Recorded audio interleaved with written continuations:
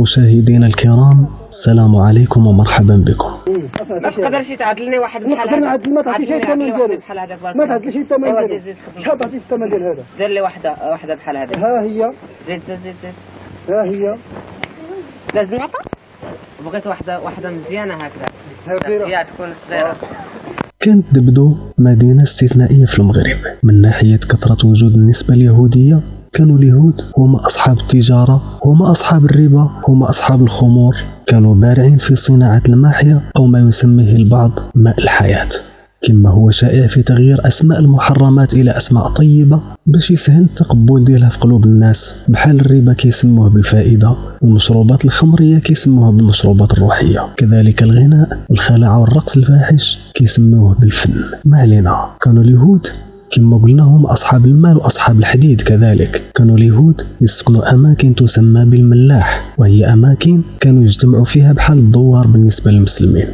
وكان كره اليهود بالنسبة للمسلمين كيختلف من منطقة إلى أخرى حسب المقتضيات. كانت منطقة صفرو مثلا نموذج مثالي بالنسبة لليهود للتعايش ما بين اليهود والمسلمين. طبعا كانت دبدو هي إمارة للسلطة في واحد الفترة من فترات الدولة المارينية، وكانت دبدو بالصح معلمة تاريخية من الزمن الأول، حتى أنه توجد في بعض الوصايا واحد الكلمة اللي هي من حاضرة دبدو إلى قرية فاس، في إشارة إلى أقدمية هذه المدينة الصغيرة الحجم الكبيرة القيمة. والموقع الجغرافي ديال دبدو غير تشوفوا غادي تعرف بأنه مكان مثالي للتحصن ضد أي خطر، لأنه كيمثل الزاوية الجغرافية. هذا الأمر اللي انتبهوا له اليهود من بكري واتخذوه موطن، بعكس مدينة توريرت اللي كانت محطة انطلاق دائما لغزو المجال الجغرافي الشرقي كتلمسان وما جاورها. لذلك انتبه السلطان المولى إسماعيل العلوي إلى أهمية بناء سور حدا الكودية. هذيك الكودية اللي وضعوا فيها الفرنسيين محطة إرسال لاسلكية في عهد الاستعمار، وبقاو غير الأبراج نتاعها شاهدين على تواجد الاستعمار الفرنسي. كما كان الشأن في بزاف ديال المواقع الاستراتيجية بالنسبة للتواصل مع الدولة الفرنسية المركزية، بحال برج الاتصال اللي بناته فرنسا في الجبل المسمى بوخوالي أو جبل 44 والي، واللي كان سميتو البوست 44، واللي من بعد ولات هذاك الرقم 44. كلهم أولياء. نحتاج فقط إلى فهم المعتقد الصحيح في باب الولاء والبراء باش نقضيو على هذا الهراء وهذا الشرك وهذا الخرافات. ما علينا. كان هذا الجبل قبل 1883 كيسميوه مرج الشوم، ما كان سميتو 44 والي، اللي مازال بزاف ديال الحليقية اللي كيجيو الأسواق ديال توريرت عايشين في زمن 44 والو، وكتحسب لهم الناس باقية دايخة. بالعكس، الواقع أصبح شيء آخر، وأصبحت الناس أكثر وعيا، إلا بعض الناس البسطاء اللي الجهل كينخر في العقول ديالهم. ما علينا. هذا الاستعمار أو الاستدمار اللي كان عارف موقع هذه المدينة الاستراتيجي، لذلك كان يحاول دائما المستعمر يبني فيها أكبر قدر من البنى التحتية. توريرت كما هو مفهوم هو اسم أمازيغي الأصل، ولكن ولا دارجي، وإلا الأصل ديال كلمة توريرت هو ثورارت أو الكودية. وكان قبل الاسم ديال ثورارت كان اسم عربي صرف اللي كان هو صاع، وكان الواد المعروف الآن بوادزة سميته واد صاع، ثم تحول بعد ذلك إلى واد زاه، ثم تحول بعد ذلك إلى واد زا اختصارا. توريرت اللي جات ما بين ملوية ووادزة كانت هي المنطقة الحدودية بالنسبة للتقسيم القديم نتاع المغرب الأقصى والمغرب الأوسط والمغرب الأدنى، فكانت توريرت ضمن المجال الجغرافي بين المغرب الأقصى والمغرب الأوسط. وهذا الموروث التاريخي ديال هذه المنطقة هذه هو اللي خلى سكان المناطق الشرقية منفتحين على جوج نتاع الثقافات، الشق المغربي الصرف والشق الجزائري الصرف. لذلك كتلقى الإنسان في الجهة الشرقية كيفهم السيكولوجيا الجزائرية والسيكولوجيا المغربية العميقتين، ويشتمل على هذاك الزخم التاريخي والثقافي اللي اختص به الإنسان المغربي واللي اختص به الإنسان الجزائري، كل واحد على حدة، خصوصا وأن العمق الجزائري كيتمركز بالضبط في الجهة الغربية اللي هي وهران وما جاورها. لأن العمق الشعبي كيتبع الزخم التاريخي وما كيتبعش المحدد الجغرافي. الإنسان في الجهة الشرقية كيتميز بزاف ديال المقومات الجزائرية المغربية تماما بحال الإنسان الجزائري في الجهة الغربية. طبعا لا يمكننا إنكار أن السياسة أفسدت الكثير من هذا التوافق، لكن كما يقولوا الوالى إلى ضاع الزين يبقى حروفه. كاين بزاف ديال المعاني والتصرفات والأفكار ما يفهمها إلا هاد الفصيلين من كلا الشعبين، أو هما صلة الوصل ما بين الكيانين إذا صح التعبير. هاد التوافق والتشاكل اللي ما تقدرش تفهمه إلا إذا كنت جزائري أو مغربي من الشرق المغربي. مثلا في باب الأغنية الجزائرية، رغم أنني لا أنتمي إلى حزب الغناء والله يعفو على الجميع، لكن نحن الآن في مقارنة وتحليل الواقع. الغناء الجزائري خصوصا الأغنية البدوية، مستحيل تجيب واحد من المغرب العميق ويفهم لك الأغنية الجزائرية البدوية أو لا تذوقها، لأنه في الأصل ما عندوش المنصة ديال هذيك الثقافة أصلا. بين قوسين، كيفاش بغيتو يفهم أو يتذوق أو يبغي يسمع لهذيك الأغنية اللي ما عندوش القواعد الثقافية ديالها؟ كل الزخم اللي كيهزو هذاك الغناء، ابتداء من طريقة الأداء ونغمة الناي إلى طريقة إلقاء القوافي الغنائية، ما يمكنش تفهمها إلا إذا كنت بالفعل تنتمي إلى هذا العمق الثقافي. للأسف كان الغناء الجزائري رغم ما يعنيه الغناء من إثم واجتراء على الذنوب، كانت النتائج ديالو أرحم بالناس من نتائج السياسة اللعينة، وكان الجزائريون أوفر حظا في إنتاج هذه المادة، لأن العامل ديال البنية التحتية كان لاعب الدور ديالو رغم الثقافة المشتركة بين الشعبين. إلا أن هذا الشق في الشرق المغربي ما كانش متوفر له البنية التحتية من الاستوديوهات اللي كانوا يشغلوها الجزائريين في فرنسا وغيرها باش يوصل الصوت ديالو الغنائي. بين قوسين ما علينا، رغم أن الكلام عن الغناء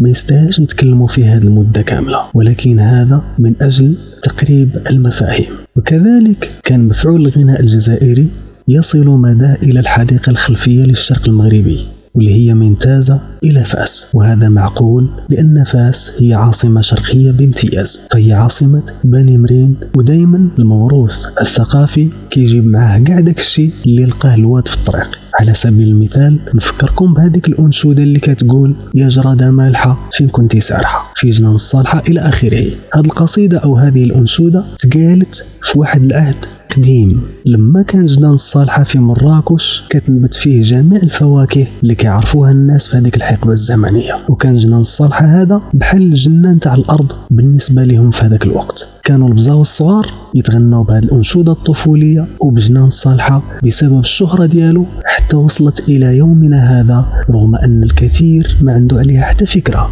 هذه غير باش تعرفوا بأن الثقافات كتسافر مع الزمن وكتعبر المجال الزمني والجغرافي مع التاريخ. ما علينا، بعد ما ضم المولى الحسن الأول الأصقاع الشرقية إلى حاضرة الدولة المغربية الأم، كانت الفوضى حاضرة بقوة، وكانت المجاعة إلى جات كتزيد الطين بلة، حتى أنه كانت القبائل كل قبيلة تلقى فيها أشبه ما يكون بالكتيبة العسكرية. هذه الكتيبة عندها قائد، وهذا القائد كان يهز فوق ظهره ما يسمى بالطرادة. الطرادة هذه اللي هي عبارة عن لواء بشكل معين يمثل الراية، كيدخل تحته مجموعة من المقاتلين من أجل جلب القوت لباقي القبيلة. داكشي علاش كانوا يهجموا على الخصوم ديالهم وهذوك الغازيين اللي عندهم معاهم الحساب. في بعض المرات بمجرد وصول هذه المجموعات إلى الدوار كل شيء كيهرب بسبب البطش نتاع هاد المقاتلين أو هاد الكتيبة أو هاد السعاية اللي كيهجموا وكيجمعوا هادوك الصوالح كغنيمة نتاع هذاك الدوار اللي تمت فيه العملية، سواء كانت هاد الغنيمة عبارة عن كسيبة أو مال أو سلاح. وكان عندهم افتخار أنك تكون مولى طرادة، لأن هذا الأمر بالنسبة لهم كان يرمز للقوة في زمن كانت القوة والقتال هو السد المنيع ضد طمع الطامعين في العرض والمال. طبعا كانوا كينتقيوا الأعداء من الأصحاب من المحايدين، وكانوا كيبعدوا من المراكز ديالهم باش يجيبوا الغنائم ديالهم اللي حصدوها من الغارات. وشي مرات بلاد السيبة كيدخلوا لبلاد المخزن. هاد الغارات كانت متبادلة وكانت سجال بيناتهم، وكانوا كيتسموا هاد الغارات هادو بالطيحات، حتى انه في بعض الاحيان كانوا يسرقوا حتى النساء. تمشي المراه وتتزوج وتولد ولادها، عاد ربما تلقاه اهلها من بعد سنين.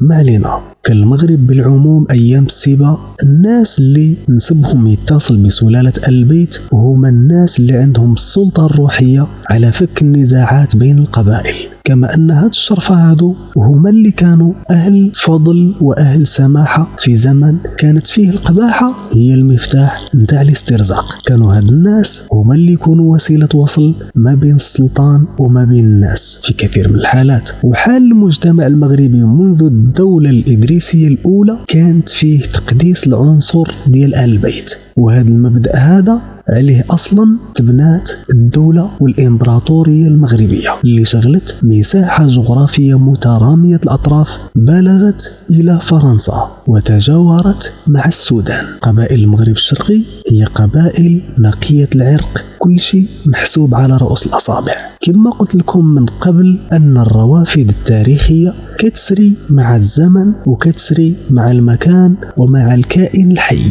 مازال الإنسان في المغرب الشرقي يسأل على القبيلة وعلى الأصل، بخلاف المغرب العميق اللي ما كيشوفش أن هذا الأمر ذو أهمية كبيرة. إلا سول شي إنسان من المغرب العميق منين انت غادي يقول لك أنا رباطي مثلا. إلا قلت له أنا كنقصد من أي قبيلة غادي يقول لك حنا كلنا مغاربة، حنا كاع مغاربة، في إشارة إلى أن القبيلة والعرق بالنسبة لهم غير مهم. طبعا كلامه صحيح 100%، لكن هذا من حيثية واحدة فقط، من حيثية أننا كلنا أبناء آدم وآدم من تراب، ولكن ماشي صحيح من حيثية أخرى، لأن معرفة الأنساب هو معرفة بالتاريخ، لأنك إلا عرفت النسب ديال جدودك غادي تعرف التاريخ ديالهم. إلا كان تاريخ جدودك تاريخ مشرف. بسم الله الرحمن الرحيم. سموا جنب يا مناحي، خذ يدك بس يا مناحي، جنب تعشوا وتأخرنا عليكم بالعشاء شوية والله ما نشوف. أما على كل يعني لا تواخذونا. ما فيها ما خذ الله بعد. بسم الله الرحمن. غادي تفتخر به وتمشي على المنوال ديالو. وإلا كان التاريخ ديال جدودك هو تاريخ شين، خصك تكون انت هو النقطة الفاصلة، النقطة التاريخية باش تكتب التاريخ المشرق ديال العشيرة ديالك من جديد. واللي ما يعرفش التاريخ راه ما عنده حتى مستقبل. وبالأعراق كيستدل الإنسان الشرقي على كثير من الأخلاق والقيم، خصوصا في المجال القروي.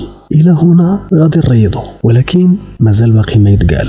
لذلك ما تنسوش تدعمونا وتشتركوا معنا في القناة، لأن الدعم ديالكم هو اللي كيخلينا نستمروا، وإلا غادي يوقع الفتور والإنسان ما يقدرش يستمر في واحد الحاجة ما كيشوفش الناس مهتمين بها. ما تنسوش يدعوا ديال الخير، والسلام عليكم.